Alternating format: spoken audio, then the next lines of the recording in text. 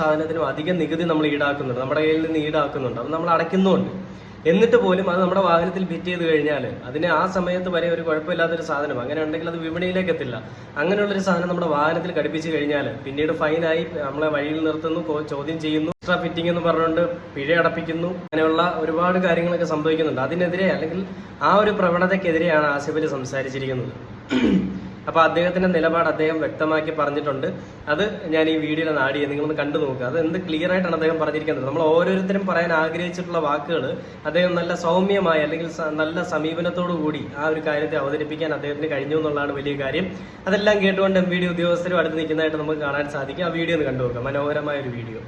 ഒരുപാട് നല്ല കാര്യങ്ങളോട് വണ്ടി ഓടിക്കുന്നുണ്ടാവും. അപ്പം ഇങ്ങനെയൊക്കെ ചെയ്തിട്ടും MVDയിൽ നിന്ന് എന്തെങ്കിലും മോശം അനുഭവങ്ങൾ ഇതുവരെ ഉണ്ടായിട്ടുണ്ടോ? ഇത്രയും കാലത്തെ താങ്ക് യു. ഞങ്ങൾക്ക് എല്ലാവർക്കും